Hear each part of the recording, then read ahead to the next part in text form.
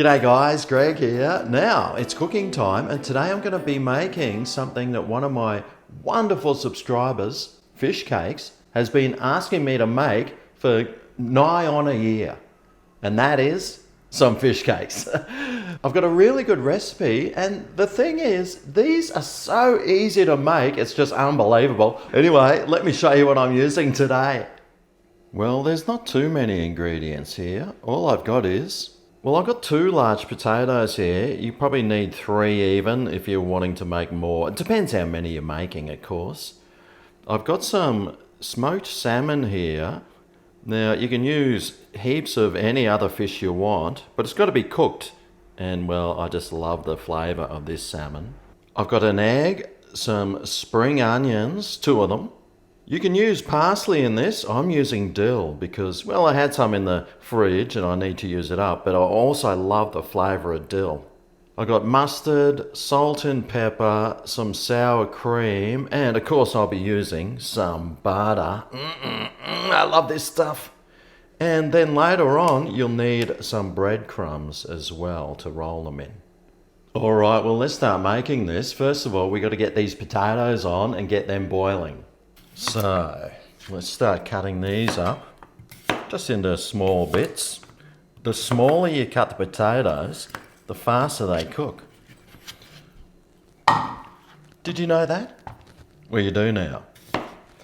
So, I mean, just cut them up. Be little bits, big bits, doesn't matter. Just cut them and get them in that bowl because we want them boiling.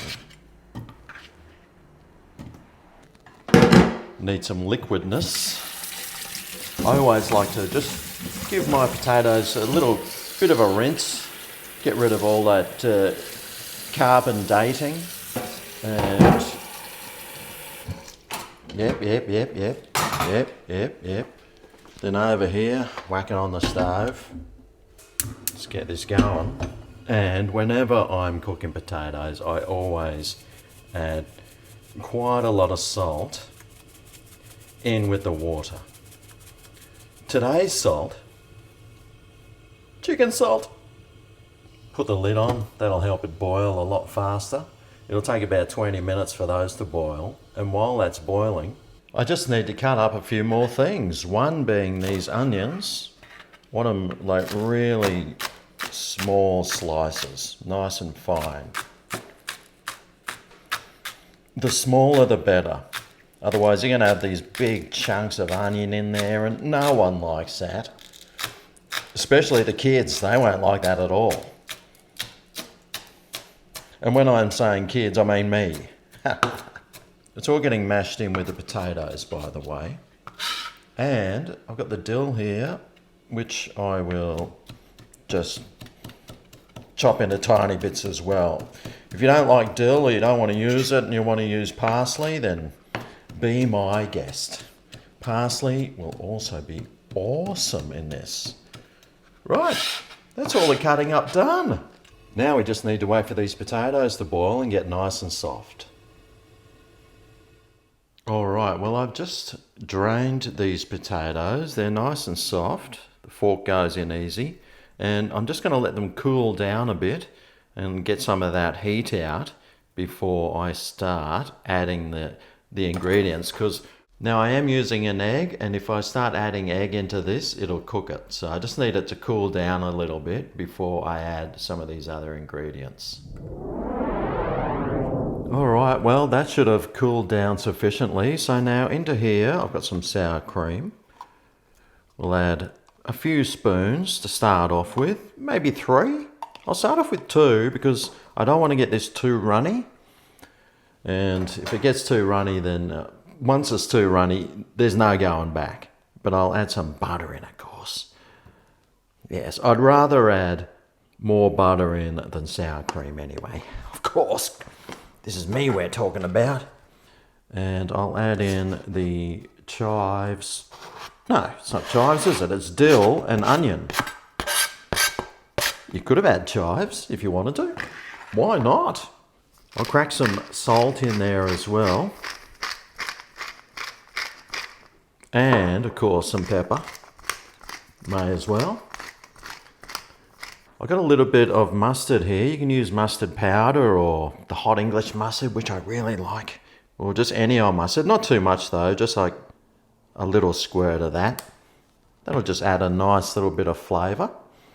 And I've got the smoked salmon here, which I'll just break up to make it easier for the masher to do its job.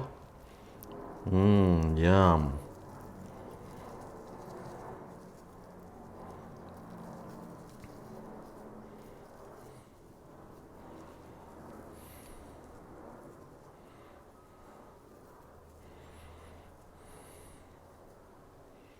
And crack the egg in there. And now we can start mashing this all together.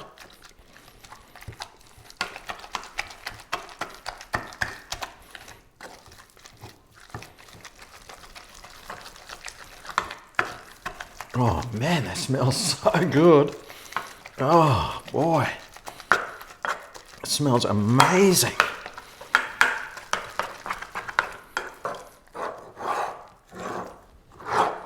It doesn't have to be perfectly smooth. It can have some chunks in it.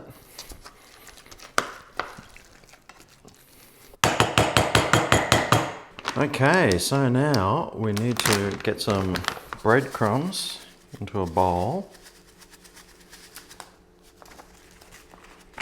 And we need to figure out how many of these and how big you want your fish cakes. So I could just break it into maybe 6 slices there, and then I can take out a scoop, fashion it into some sort of rissoles shape, and then just roll it in the breadcrumbs. And I'll put it on the plate here, and I'll just keep doing that until I've used them all up and made as many as I can.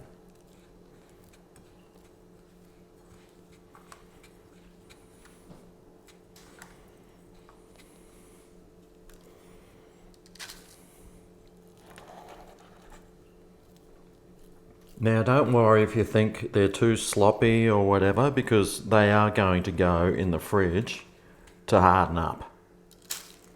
And they don't have to be in perfect shapes either. Nothing's perfect. Except these fish cakes, of course. They will be. Alright. Alright, so now into the fridge. Just to harden up, sunshine, for about half an hour. And then we got to come back and cook them.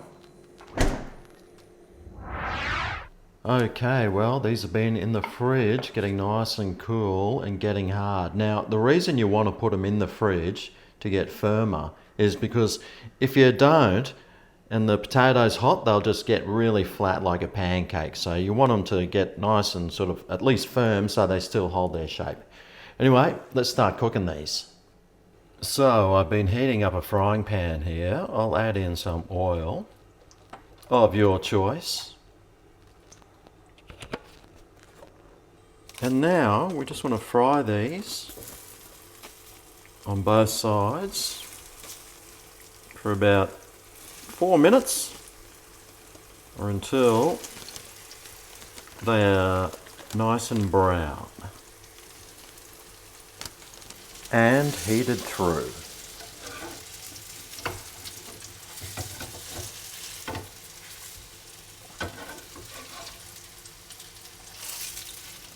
All right, well, we'll just drain them off. Oopsie daisy. Oh, that was a lucky save. We'll just drain them onto a plate with some paper on them. And when I say drain, of course, I mean drain some of the excess oil off. Right, well, there you go. There's those fish cakes. How easy are they, really? It's just mashing some stuff together. Anyway, I am fanging for this.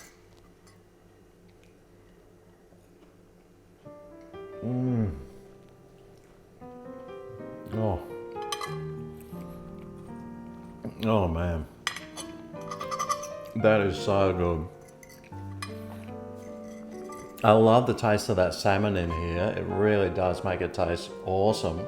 And that tiny little bit of dill. Oh, what doesn't dill make taste better? I don't know. Oh, yum. Now, I don't know what you'd serve it with, whatever you want. Some tartare sauce, maybe some mayonnaise or something, but man, I generally just love stuff on its own, and this is awesome. Top shelf. Well, there you go, some really nice, simple, easy fish cakes, mate. Were they good? I don't know why I haven't made them earlier.